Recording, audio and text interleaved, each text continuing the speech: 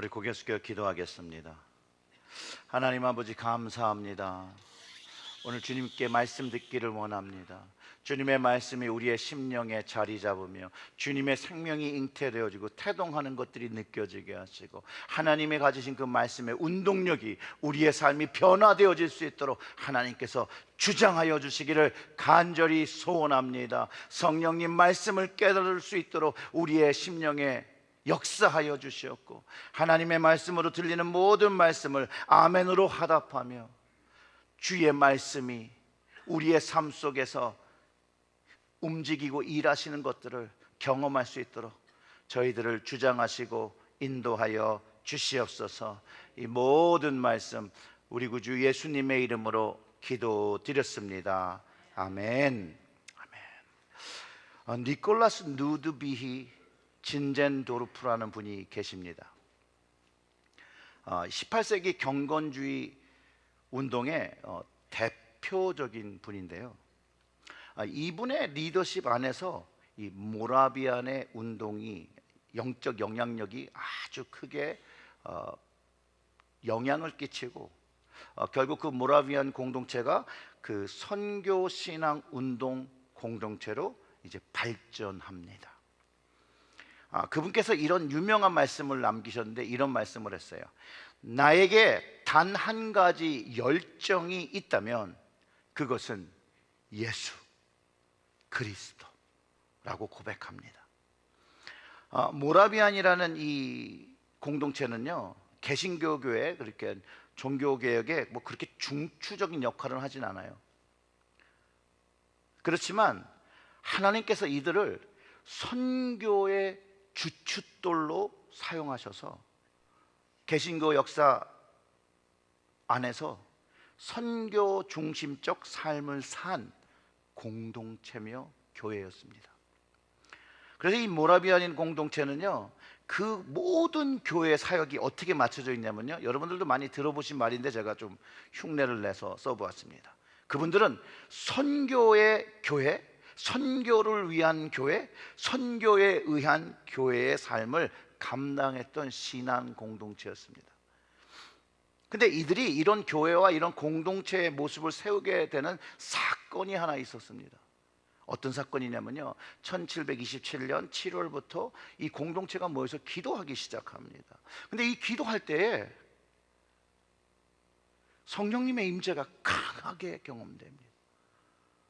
사람들이 기도하면서 성령님의 역사하심에 눈물의 기도를 쏟아내기 시작하고 회개의 목소리를 내어 기도할 때 그들의 삶 속에 천국에서 경험할 수 있는 영적 기쁨과 행복을 경험합니다. 어른들만 그런 게 아니었어요. 어린 아이들로부터 어른들까지 그들의 마음이 바뀌고 주님을 향한 사랑과 주님을 향한 헌신이 불길같이 일어나기 시작했다는 거예요. 불길같이. 이들은 이날을 헤른후트의 오순절이라고 부릅니다. 그리고 이 성령님이 임재하신 날 이후로 이제 복음을 들고 세계로 나아가기 시작합니다. 얼마나 이 선교적인 교회냐면 여러분, 교인 12명당 한 명의 선교사를 파송했다라는 거예요. 근데 그것도 너무 선교 지원자가 많아서 나중에는 제비를 뽑아서 선택되는 사람들만 나갔다라고 합니다. 12명에 한 명이에요. 우리 교회를 한번 비교해 보세요.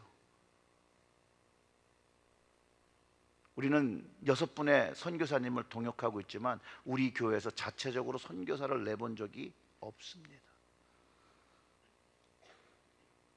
근데 이들이요, 어느 정도 이 전도에 대한 열정이 불타올랐냐면요, 서인도 제도의 노예들에게 복음을 전하기 위해서 스스로 노예가 돼서 노예에게 복음을 전하러 들어갔다라고 합니다. 실화입니다. 제가 왜 근데 이 설교 전에 이 모라비안 얘기를 이렇게 잔뜩 하냐면요, 이 모라비안들이 결국은 요한 웨슬리의 신앙에 큰 영향을 끼쳤다는 거예요.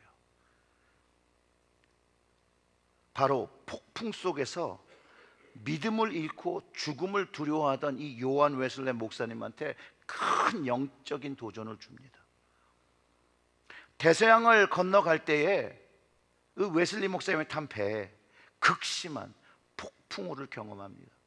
얼마나 심한 폭풍우였냐면요, 그 뱃사람마저도, 거기 있는 모든 사람들이 그냥 배에 있는 것들을 뭔가 붙잡고 그냥 살았으면 좋겠다는 마음으로 있었다는 거예요. 근데 그때에 모라비안이 타고 있었는데, 왜 타고 있었을 거예요? 선교하러 가는 도중이겠죠. 이들은요 동요하지 않습니다. 같이 모여서 예배를 드리기 시작하고 찬송을 하기 시작해요. 그리고 그 찬송하는 모습을 보니 그들에게는 죽음의 두려움이 하나도 없는 거예요. 하나도. 그리고 그 모습을 본 요한 웨슬리 목사님이 충격을 얻는 거예요. 나와 저들의 믿음과 다름이 뭘까? 근데 웨슬리 목사님이 알잖아요. 저 믿음이 정말로, 저 찬양하는 믿음이 성경에서 가르쳐주는 믿음인 거를 그가 알기 때문에 도전을 받는 거거든요. 그 모습이 믿음의 증인들의 모습인 거를 알기 때문에 도전을 받는 거예요. 그 이후에 웨슬리 목사님이 담대한, 그들과 모라비안과 같은 담대한 믿음을 달라고 하나님께 기도하기 시작합니다. 모라비안 목회자의 조언을 얻습니다. 그도 어느 순간에 회심하며 회개하며 거듭납니다. 그의 삶은요, 그날 이후로 그의 선교적인 열정이요, 그 이전과 그 이후로 극명하게 나누어질 수 있도록 변화합니다. 로마서의 서문을 읽을 때 그가 가슴이 뜨거워지는 경험을 하거든요. 세상의 말로는 표현할 수 없는 그 무언가에 감동을 받습니다. 그리고 그는 변화합니다. 오늘 본문을 보면요, 폭풍을 경험하며 웨슬리처럼 두려워하는 사람들이 있습니다. 제자들이죠. 그 말씀을 다시 한번 보면 이렇습니다. 그날 저물 때에 제자들에게 이르시되 우리가 저편으로 건너가자 하시니 그들이 무리를 떠나 예수를 배에 계신 그대로 모시고 가매 다른 배들도 함께 하더니 큰 광풍이 일어나며 물결이 배에 부딪혀 들어와 배에 가득하게 되었더라. 얼마나 큰 광풍이 불었는지 배가 뒤집힐 것 같으면서 배 안으로 물이 가득했다라는 거예요. 여러분들은 이런 상황에 마주한다면 여러분들은 무엇을 하시겠습니까? 여러분 뭐 하시겠어요? 뭐 하실래요? 이렇게 물을 퍼야죠. 배에 물이 들어오면 물을 먼저 퍼야죠. 라이프 재킷을 입었는지 확인해야죠.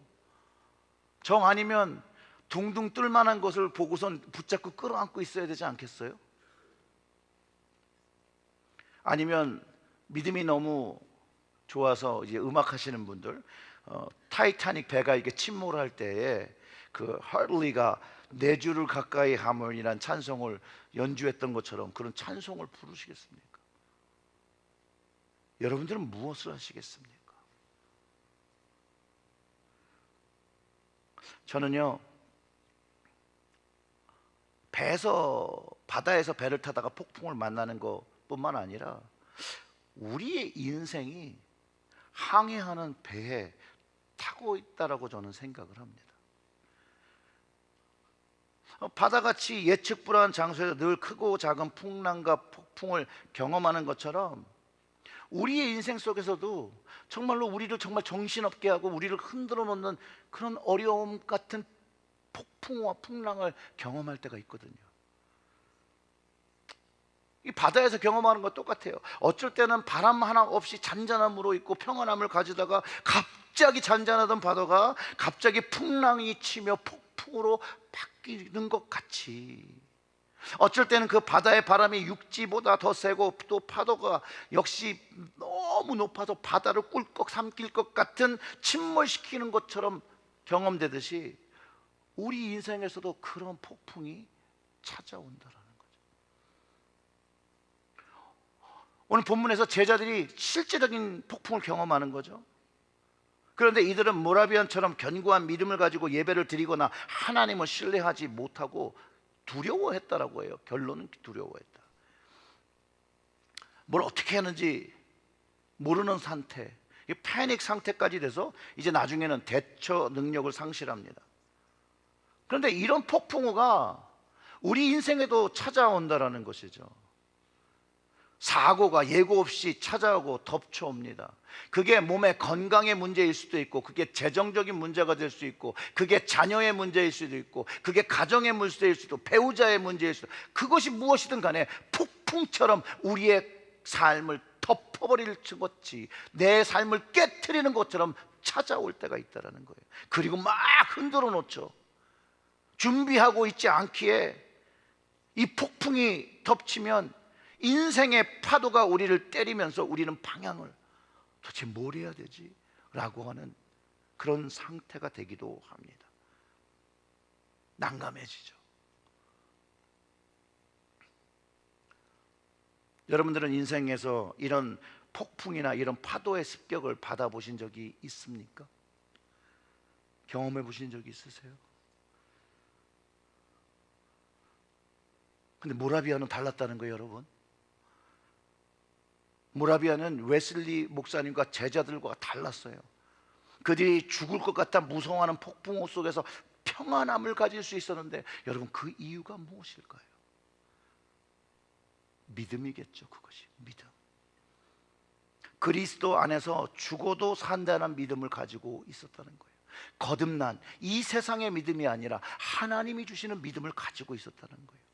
성령님을 경험하며 성령님과 함께 하며 가진 그 거듭난 믿음을 가지고 있었는데, 이 믿음은요 절대로 세상에 사는 사람들은 가질 수 없는 믿음이라는 거예요. 제자들을 한번 생각해 보세요. 예수님이 바로 옆에 있었음에도 불구하고 이런 상황이 되었다는 거예요. 주님이 옆에 주무시고 계셨는데도 불구하고 나중에는 주님께, 아니 이렇게 죽게 됐는데 주님은 잠만 주무시냐고 말하기도 합니다. 분명히 이 모습은 제자들이 성령을 받지 않았을 때라는 거예요. 이 제자들도요 오순절에 성령을 경험하면서 그들의 삶도 바뀝니다. 주님을 깨우죠. 주님이 깨어나셔서 이렇게 얘기합니다. 예수께서 깨어 바람을 꾸짖으시며 바다더러 이르시되 잠잠하라 고요하라 하시니 바람이 그치고 아주 잔잔하여지더라. 이에 제자들에게 이르시되 어찌하여 이렇게 무서워하였느냐, 너희가 어찌 믿음이 없느냐 하시니 라고 하셨어요. 요한일서 5장 4절의 말씀은요 이런 말씀이 있습니다. 세상을 이기는 승리는 이것이니 우리의 믿음이라. 폭풍을 이기는 믿음이에요. 주님은 이 제자들이 이런 믿음을 갖기를 원하셨다라는 거예요. 이들이 사도인데요 믿음이 없다라고 주님은 그러셨어요. 믿음이 도대체 어디 있냐? 이분들은 예수님은 늘 가까이 하는 사람들이었어요. 예수님에 대해서 누구보다 더 잘 알던 사람들이에요. 같이 밥 먹고 예수님이 기적을 행하는 거, 표적을 행하신 걸 다 경험한 거예요. 그런데 폭풍이란 녀석이 하나 찾아오니까 한순간에 믿음이 사라져 버렸다는 거예요. 사라져 버렸다는 거예요. 웨슬리 목사님도 마찬가지예요. 수년 동안 공부하고 목사 돼서 목회하다가 폭풍이 다 찾아오니까 순식간에 다 믿음을 잃어버린 거예요. 그들의 눈으로 기적을 행하시고 병도 고치시는 걸 보지만 그분이 진정 하나님의 아들로서 바람과 파도마저 순종하지를 믿지 못했다는 거예요. 하나님의 아들인 것을 믿지 못했어요. 그 41절에 그래서 이렇게 기록하는 거예요. 그들이 심히 두려워하며 서로 말하되 그가 누구기에 바람과 바다도 순종하는가 하였더라. 그가 누구기에, 그러니까 그가 누군지 몰랐던 거예요. 예수님의 참 존재가 어떤 분이신지 몰랐던 거예요. 알았다면 걱정하지 않죠. 주님이 거기 계시는데 왜 걱정하겠어요? 하나님 아들이 타고 계신데 감히 이 파도가, 이 바람 정도가 어찌하지 못할 거라고 믿음을 갖고 평안을 누렸을 수 있겠죠. 근데요, 여기에 제자들을 보면 제자들은 이랬을 거예요. 여러분, 제자들 중에 어부가 있었습니다. 어부. 풍랑이 시작할 때 주님을 부르지 않습니다. 어부는요, 어부의 능력을 믿어요. 어부는 어떻게 보면 이게 그때 가정, 패밀리 비즈니스이기 때문에 어렸을 때부터 배 타고 바다를 경험하며 삽니다. 능력 믿는 게 있는 거예요. 풍랑이 불어? 그래, 내가 이거 잘 알던 거예요 라고 뭔가를 시도하는 거예요. 해볼 수 있는 데까지 해보는 거예요. 자신이 할 수 있다고 했을 때까지 주님을 기억하지 못해냅니다. 그리고 다 안 됐을 때, 내가 해보고 다 안 되니까 주님을 깨우며, 주님, 저희들이 해볼 건 다 해봤는데 안 됩니다, 주님이 해결해 주세요 라고 주님을 깨운 게 아니에요. 성경에 보면 제자들이 깨우며 가로되 선생이여 우리의 죽게 된 것을 돌아보지 아니하시나이까. 주님, 저희가 이렇게 죽어도 상관없어요 라고 깨운 거죠. 그런데 여러분, 이 모습이요, 우리 신앙 삶의 모습에 다 담겨 있는 거예요. 우리 삶 속에 크고 작은 풍랑들과 폭풍이 덮쳐오는데요, 그 풍랑과 폭풍이 우리의 선택의 결과일 수도 있고 아닐 수도 있지만 이 큰 폭풍들을 만날 수 있다는 거예요. 모든 사람들이 원치 않아요. 이런 풍랑이 오기를, 어려움이 오기를 원치 않아요. 그러나 그럼에도 불구하고 우리의 인생 속에서는 이런 크고 작은 폭풍과 풍랑을 피해가지 못한다는 거예요. 그리고 각자 인생에 온 그 폭풍이요, 가장 힘든 거예요. 그리고 다 내가 경험한 것이 가장 힘들었다라고 얘기해요. 제자들처럼 우리도요, 우리의 능력을 가지고 이 인생의 폭풍을 대처하려고 어떻게 하려고 노력을 최선을 다해요. 그리고 나중에 내 힘으로 안 될 때가 되면 우리가 이렇게 얘기하는 거죠. 주님, 제가 죽어도 상관이 없어요? 마치 주님께서 도와주시지 않은 것처럼. 주님, 왜 저를 이렇게 가만히 두세요? 도움 청하지도 않았는데, 그분을 신뢰하지도 않고 섭섭함을 표현해요. 섭섭함을. 여러분 어떠십니까? 여러분 이런 적이 없으십니까? 저만 있었던 걸로. 그럼 그때 주님께서 제자들에게 말씀하신 것처럼 우리에게 동일하게 이렇게 말씀하실 거예요. 믿음이 없느냐, 왜 나를 믿지 않니? 라고 책망하실 거라는 거예요. 여러분들도 풍랑을 경험했겠지만 저도 풍랑을 여러 번 경험했습니다.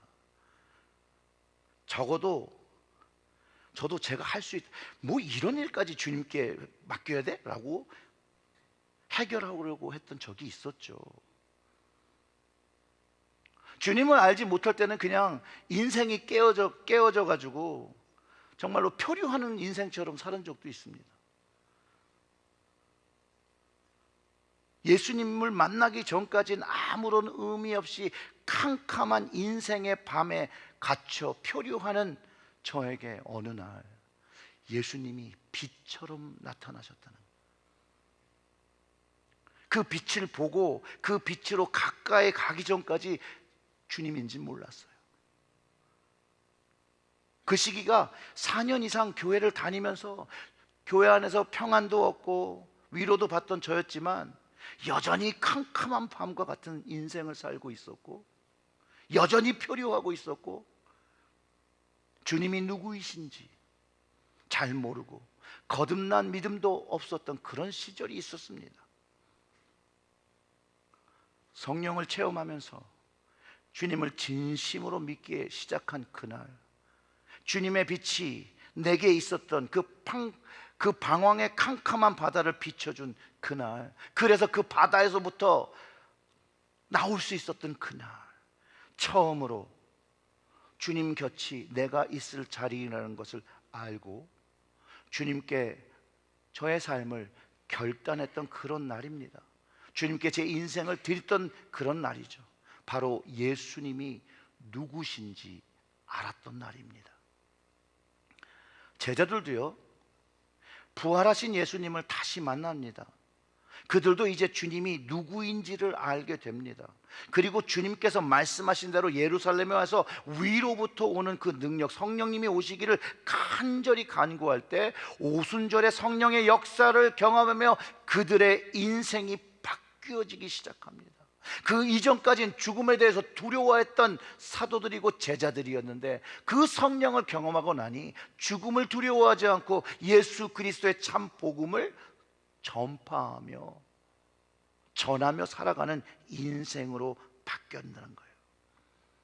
성령님을 경험하면 예수님이 누구인지 확실하게 알게 되고요, 더 이상 죽음을 두려워하지 않는 모라비안 같은 모습을 가지게 됩니다. 그리고 예수 복음을 위해서 기꺼이 자기의 생명을 드리죠. 성령님께서 함께 하시면요, 천국을 보고 천국을 믿으며 살게 됩니다. 바로 이 이유가 그 모라비안들이 그 웨슬리가 타고 있었던 그 배, 그 폭풍 속의 배에서 두려워하지 않고 하나님을 예배하며 찬송할 수 있었던 이유라는 거예요. 그들에게는 아무도 빼앗을 수 없는 천국의 믿음이 있었고 구원의 확신이 있었기 때문에 그들은 요동하지 않았습니다. 그 이유가 제자들이 나중에 원형 경기장에서 박해당하며 사자에 뜯겨가며 칼로 찔리며 불에 태워 죽을 때도 하늘을 바라보면서 그 믿음을 지킬 수 있었던 그 믿음이라는 거예요. 그런데 여러분, 성령을 체험했다고 해서 우리 인생의 풍랑과 폭풍이 멈추는 것이 아닙니다. 끊임없이 찾아옵니다. 어쩌면 더 세게 찾아올지도 몰라요. 크게 찾아올 때는 모릅니다. 계속해서 풍랑이 찾아오며 삶을 흔들려고 해요. 그러나 이제 그 폭풍을 이길 힘을 주님과 성령님께서 주셨다는 거예요. 주님이 함께 하신다는 것을 알기 때문에 걱정하지 않는다라는 거예요, 여러분. 저의 삶 속에서 또 한 번의 풍랑이 찾아왔을 때가 언제면요, 저희 큰애 아시죠? 준아, 등치 큰애. 얘가 태어날 때 의사가 산모가 위험하니까 아이는 포기하자 그러고 수술실로 들어가는데, 여러 번 이거 말씀드렸을 거예요. 정말로 병원 바닥에 무릎이 저절로 꿇어지더라고요.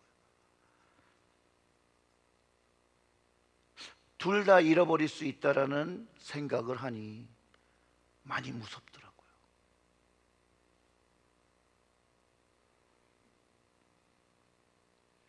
그래서 저는 이때 제가 붙들고 있는 모든 것을 하나님께 드리고, 하나님 살려만 주시면 제가 더 열심히 살게요. 더 열심히 이 일을 할게요. 너무나도 감사하게 하나님의 은혜로 아내도 괜찮고 아들도 3파운드 10언스에 1.64kg 중짜 사이즈 치킨 정도의 사이즈를 태어났습니다. 그리고 인큐베이터에서 건강하게 자랍니다. 애가 안 자란 걸 처음 봤는데요, 뼈다귀에 가죽인데 얘가 이 살이 이게 쭈글쭈글 하더라고요. 알고 보니까 살이 차질 않아서. 제일 깜짝 놀랐던 건 눈썹이 이렇게 붙어 있는 거예요. 일자 눈썹. 옛날 코미디어 일자 눈썹 있으면 여자분 있잖아요. 그런 일자 눈썹을 가져야 되는데 이 두개골이 성장하니까 이 눈썹이 이렇게 떨어지는 거였더라고요. 주님이 그때 함께 계셔서 그 모든 일들을 이겨낼 수 있었습니다. 여러분들이 보시듯 우리 준하가 잘 컸습니다. 정말로 잘 컸는데 제일 요즘 감사한 건 얘가 밥벌이를 하니까 너무 감사한 거예요. 이 녀석을 보면서 이렇게 밥벌이까지 하면서 자라게 하신 주님을 생각하니 여러분 감사해서 눈물이 날 지경이에요. 이런 경험을 저만 하는 게 아니잖아요. 우리 모두가 우리의 가정을 주님께 맡기고 살아갈 때 경험하는 것이라는 거죠. 이 주님이요, 저에게만 있는 게 아니라 우리와 함께 계십니다. 여러분의 가정에 함께 하신다는 거예요. 우리는 그 동일한 배를 타고 있습니다. 이 배의 이름이 뭘까요? 구원의 방주. 구원의 방주에 같이 타고 있다는 거예요. 그러면 그 구원의 방주에 타신 그 주님이 누구이십니까? 주님은 나의 주인이시고 구원자이시고 과거이시며 현재이시며 미래이심을 믿고 그가 하나님의 아들 되심을 확신하며 그분으로 인하여 구원이 성취되어 우리와 함께 계시는 그것을 성령님을 통하여 경험하며 살고 있다는 걸 믿으시기를 주님의 이름으로 축원합니다. 예수님은요, 길이요 진리요 생명이십니다. 성령님께서 이 말씀을 확실히 믿는 믿음으로 주셔서 더 이상 죽음이 두렵지 않아요. 하나님께서 다른 길을 주신 적도 없고 다른 이름을 주신 적도 없고 다른 생명을 주신 적도 없습니다. 주님은 항상 우리와 함께 계십니다. 여러분, 어려울 때도 계시고 힘들 때도 계시고 기쁠 때도 계시고 내가 눈물을 흘릴 때도 계시고 속상할 때도 계시고 억장이 무너질 때도 계시고 배우자 문제가 힘들 때도 주님이 함께 계시고 우리와 함께 계시다라는 거예요. 성령님을 통해서 주님이 아주 가까이 계심을 우리에게 가르쳐 줍니다. 여러분, 주님을 찾으십시오. 풍랑이 찾아올 때 주님을 찾으세요. 풍랑이 오는데 주님 어디서 주무고 계시지? 라고 주님을 찾으세요. 그 다음에 어떻게 해야 되겠습니까? 깨워요? 아니요. 주님 옆에서 같이 자는 거예요. 주님을 믿고 거기 같이 자는 거예요. 주님과 함께 자면 평강의 하나님께서 우리의 삶을 다스리시는 거예요. 이 세상의 그 어떠한 것도 우리를 하나님의 사랑으로 떼어나갈 것이 없어요. 그 믿음을 가지고 주님 옆에 있는 거예요. 주님이 풍랑 속에서 평안을 누리며 잠을 주무셨든지 그분 옆에서 잠을 청하면 하늘의 평안을 누리게 된다는 걸 여러분 꼭 기억하시기를 주님의 이름으로 축원합니다. 성령님은 주님만이 우리에게 구원의 키가 됨을 알려주세요. 모든 문제의 키가 됨을 가르쳐주고 계세요. 여러분들이 인생에 어떠한 질문을 가졌고 그것이 어떠한 것일지라도 그 주님을 가지고 나아가면 그 모든 문제가 해결되어진 응답인 것을 알게 된다는 것이에요. 마치 마스터 키가 모든 문들을 열 수 있는 것 같이 예수님은 우리 인생의 모든 어려움, 여러분들이 생각하기에 이거는 불가능한 일일지라고 생각하는 그 어려움조차도 예수 그리스도가 해결해 주시는 능력의 하나님인 걸 믿으시기를 주님의 이름으로 축원합니다. 기도하겠습니다. 하나님 감사합니다.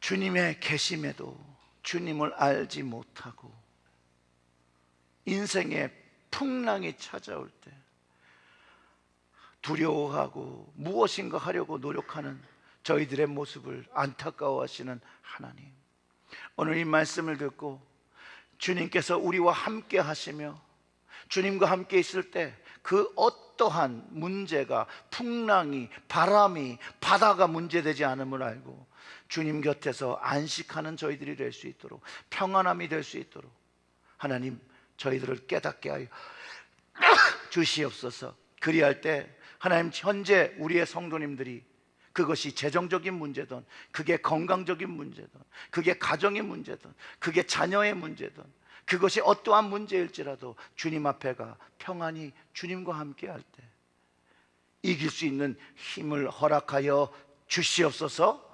해결할 수 있는 능력을 허락하여 주시옵소서. 아니면 주님께서 친히 해결하여 주시옵소서. 이 모든 말씀 우리 구주 예수님의 이름으로 기도드렸습니다. 아멘.